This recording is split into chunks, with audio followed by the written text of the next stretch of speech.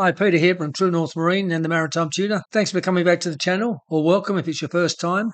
I was a maritime trainer and assessor for over 20 years. I'm currently retired, so I make short videos to assist people in learning and understanding maritime rules and regulations and obtaining marine qualifications. This is largely funded by our Marine Radio Licence program. So if you do need to obtain a marine radio licence, please go to our website at truenorthmarine.com.au. So that would really help in keeping the program going and helping to make more videos.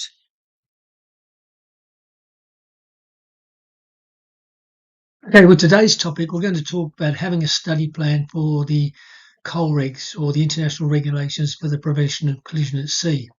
You know, after being a trainer and assessor for over 20 years, I found that there was many people who struggled with understanding the collision regulations, Colregs. And I put that down primarily to the fact that there was no plan in place to study them. In other words, they went from Rule 1 to Rule 37 and just kept going from one rule to the next to the next. It doesn't really work that way. To understand the rules and to get the concept of the rules, you basically have to group them together into different components of the rules. So that's what I want to talk about today. It won't take long. This is not a long video, but it's going to give you the specific rules you need to group together to make a lot more sense out of it and get a better understanding of the rules. Okay, let's get started. It almost goes without saying that these are important rules. Rule 1 and Rule 2 are not Rule 1 and Rule 2 for no other reason that they're very important. They kind of set the groundwork for how to apply the rules and the responsibility of vessel crews, even owners, masters, crew, etc. Their responsibility in complying with the rules. So they basically tell us where the rules apply. And there may be additional rules to consider here because they will tell you they apply on the high seas and all waters connected therewith. But it also allows for governments to introduce additional rules. As a quick example, where I live, boating rules will also be included. We need to look at general basic recreational boating rules as well as the international rules.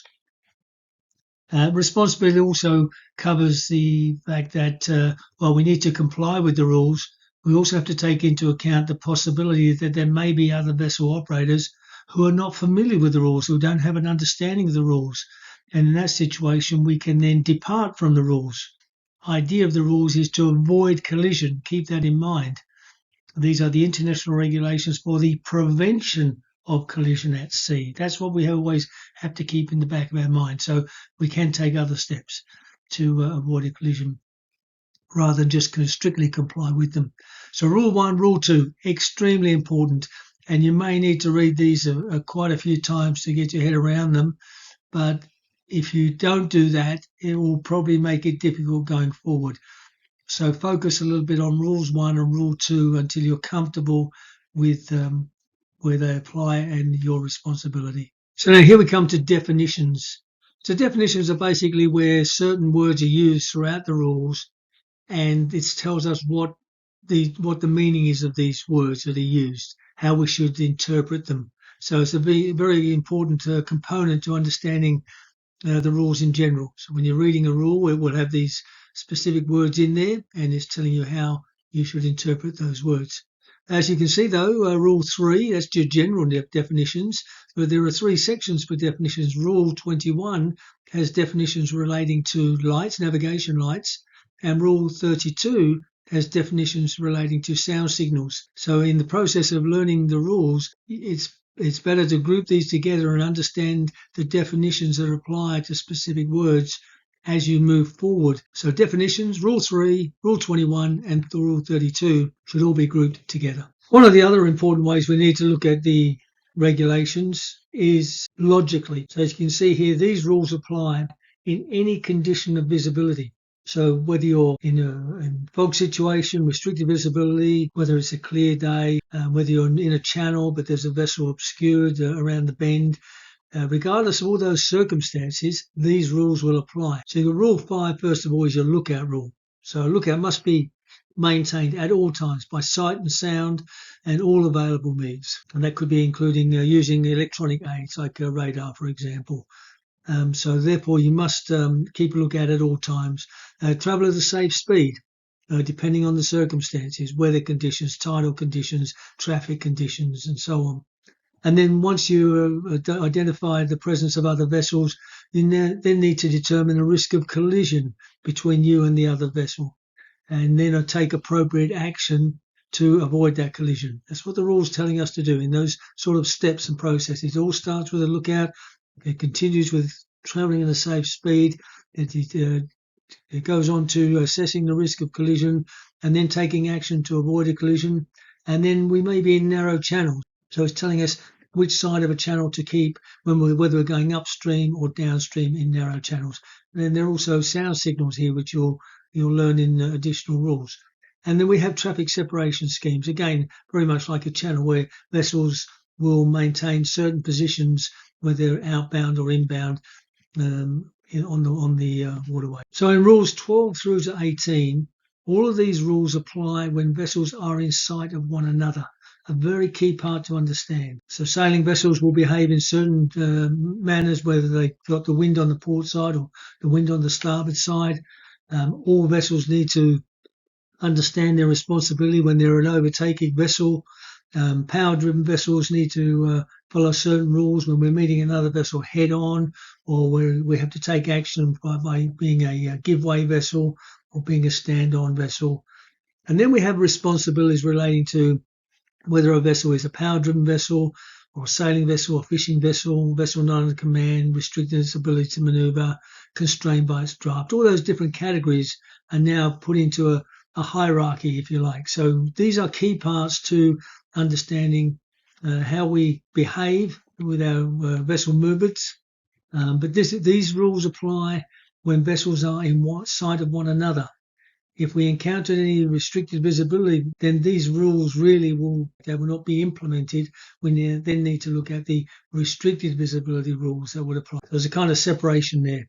Can you see another vessel? Yes, apply these rules. If not, then apply restricted visibility rule. So in the previous slide, we had 7 rules to tell us what to do and how to behave and what we would expect from other vessels when we're overtaking or crossing each other's path, etc. But here on the screen, we've now got only one rule for restricted visibility, because the previous slide was for vessels in sight of one another. Well, now we're talking about restricted visibility. So in these situations, we cannot see other vessels. We may see them electronically by using radar, and it will tell us what to do in those circumstances. But this rule now is critically important because it's now telling vessel operators, masters and crews what their responsibility is in relation to avoiding collision in circumstances where you cannot see another vessel. You're just detecting them maybe electronically or maybe by sound.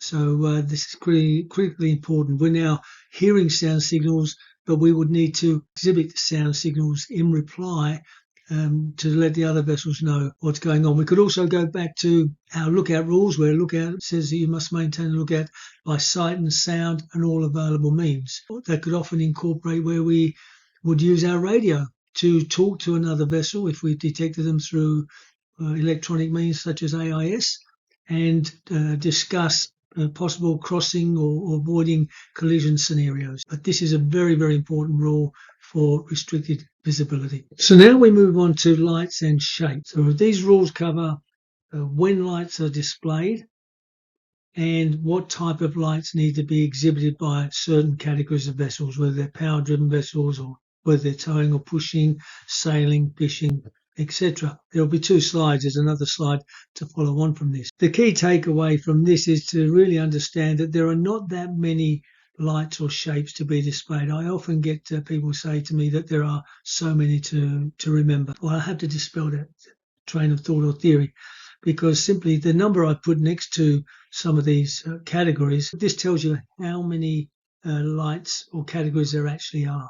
And you'll find at the end there's somewhere around about 13, which is not that many. One of the things you should consider, though, is learning them separately. In other words, don't learn lights and shapes together. That can be a little bit difficult because they don't kind of marry up. The situation would be, for example, a vessel constrained by its draft showing lights will be different to its day shape. So it's often easier to learn the lights for night and then go back and learn the shapes for day and do that separately. This is a continuation of lights and shapes from the previous slide, but there are some key things to take into account here. As you can see, that Rule 31, where it's got seaplanes, 13 written next to it, that really tells you there are 13 categories of light. So it's really not that many to remember.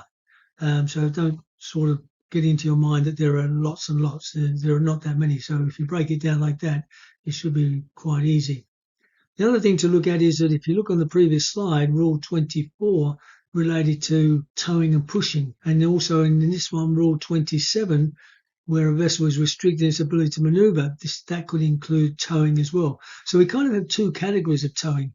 We have towing or pushing where the vessel is not restricted, and then we have different situations where the wording is used is where the vessel is severely restricted. So they're key words to look for in the rules. So we've grouped these ones again together, 27 through to 31, which are lights and shapes. So focus on the lights and then go back and focus on the shapes. So here we are with the last category or last group, which is for sound and light signals. These cover narrow channel sound signals, manoeuvring and warning, sound signals for restricted visibility to attract attention. And then in Rule 37, which you'll have to go to Annexure 4, and that will list all the distress signals, which obviously will include some sound components as well. But these are all the sound and lights signals grouped together to make it easier.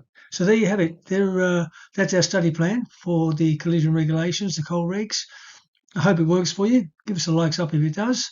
Good luck with your study. If you get stuck at any time, feel free to email me at truenorthmarine.com@gmail.com, and we can work out something if you need extra study. So thanks for your time, and we'll see you in the next video. Bye now.